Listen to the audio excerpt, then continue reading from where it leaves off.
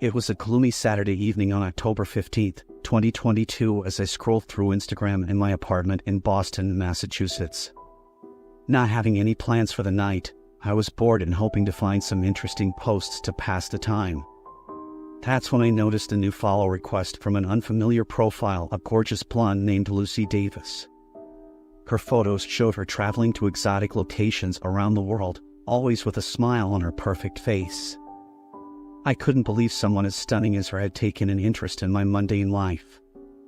Curiosity got the best of me, so I accepted the request, wondering what she could possibly want from a nobody like me. To my surprise, Lucy messaged me first.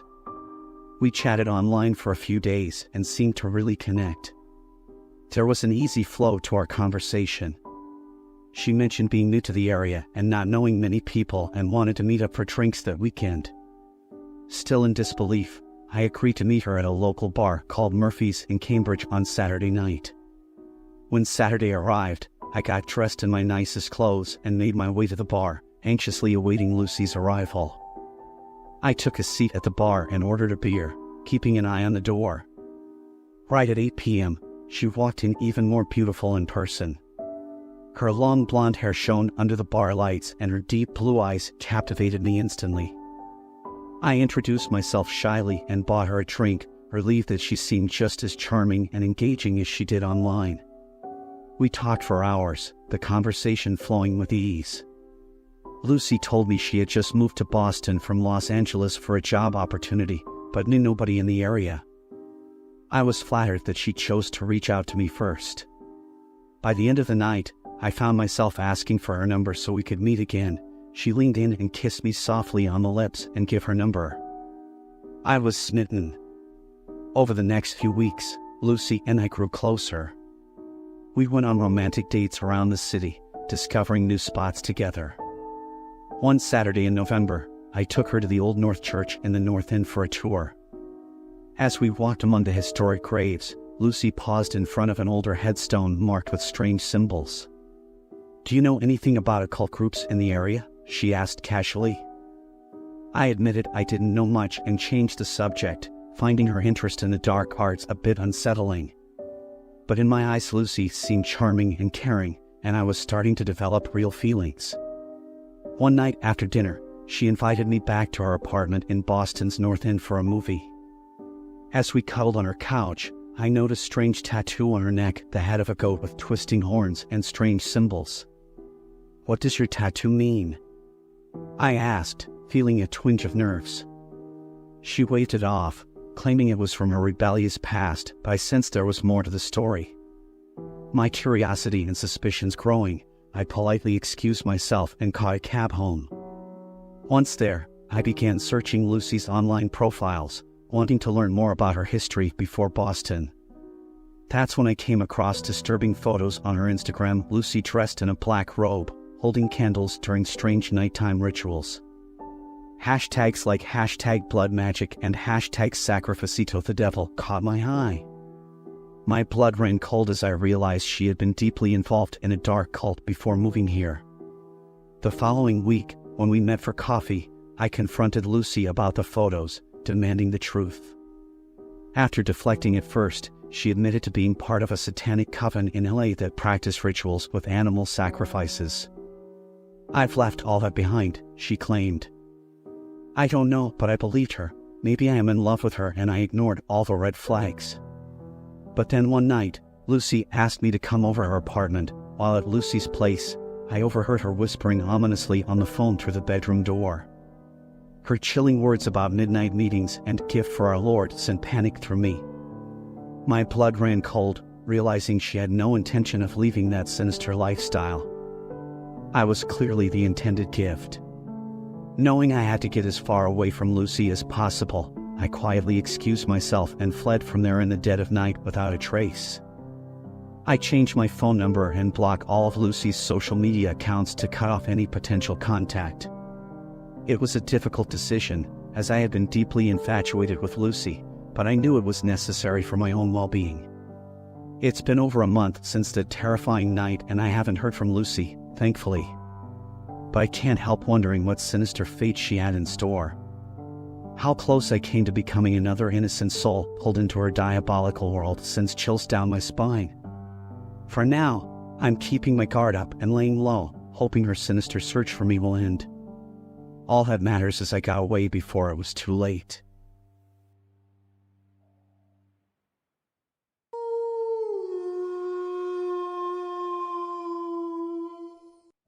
As I sat in my dimly lit room, the glow of my phone screen the only source of light, I couldn't help but feel a sense of unease. It was well past midnight, and like any typical night owl, I was indulging in my guilty pleasure, scrolling through Instagram. Little did I know that this night would mark the beginning of a chilling journey into the depths of the digital abyss. My thumb danced across the screen, swiping past countless selfies and mundane food pictures. My feed had become a predictable, uninspiring reel of people's lives. But then, something caught my eye, a post that stood out like a sinister beacon in the sea of normalcy. It was an innocent-looking photo, a picturesque sunset captured by a user named ErieEye67. The image was hauntingly beautiful, with fiery hues that seemed to melt into the horizon. I hesitated for a moment, my curiosity piqued, and then I tapped the photo to view it in full. As the image loaded, I noticed something peculiar. The comments were filled with cryptic messages and obscure symbols. My heart quickened as I scrolled through them, trying to decipher their meaning. It was as if an ancient language had been unearthed on my screen, a language known only to those who dared to venture into the darkest corners of Instagram. I couldn't resist the temptation to delve deeper into this mystery. I clicked on the user's profile, hoping to find some clues about who ErieEye67 really was. But as I scrolled through their feed, I found more questions than answers. Their posts were an enigmatic blend of eerie landscapes, abandoned places, and unsettling art. It was as if I had stumbled upon a portal to a hidden world, a place where the line between reality and the supernatural blurred. My mind raced with possibilities.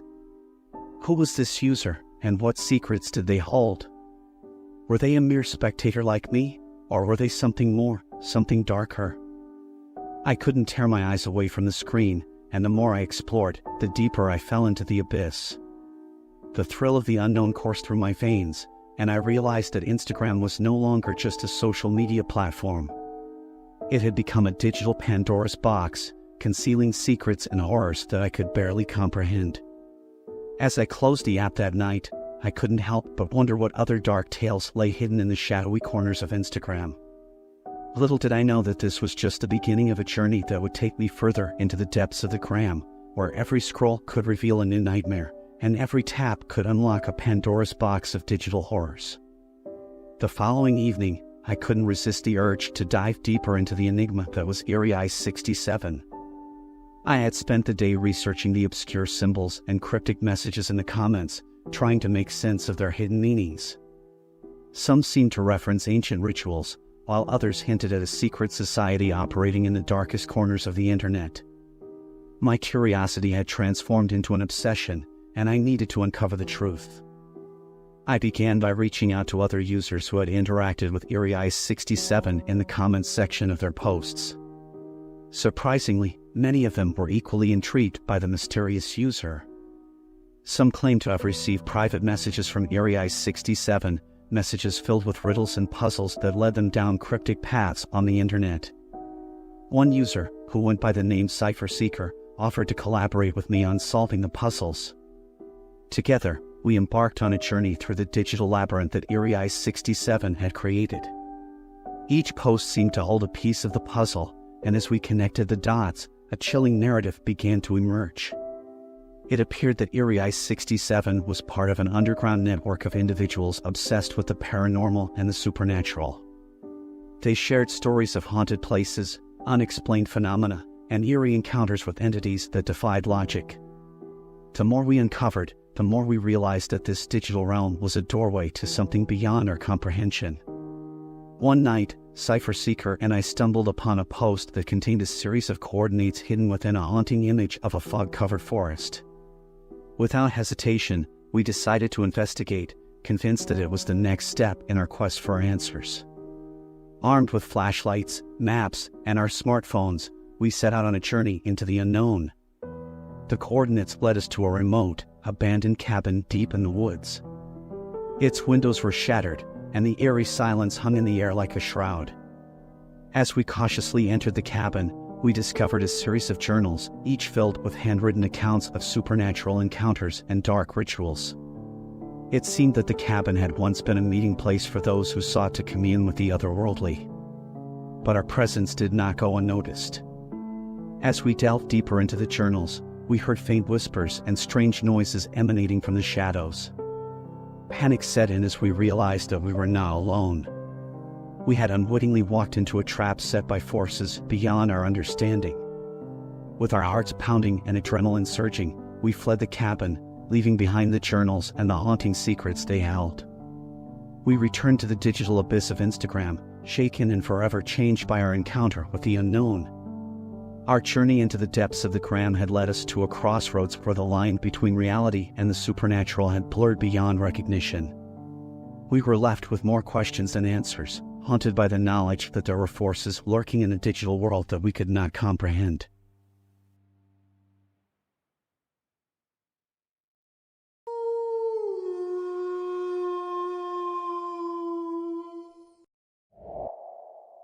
I still remember that day when I got that Instagram follower request from a stranger.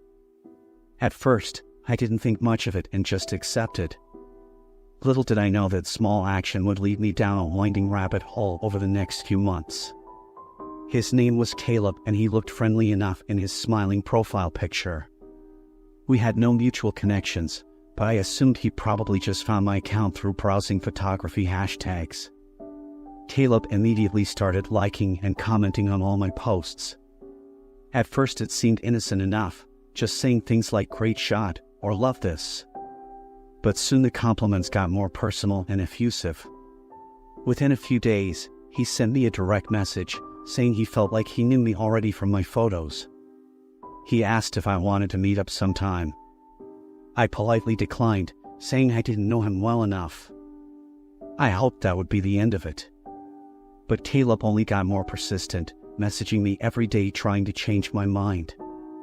He said we had this deep connection through my photos and that I was the only one who understood his tortured soul. The intensity was concerning, but I tried to just ignore him.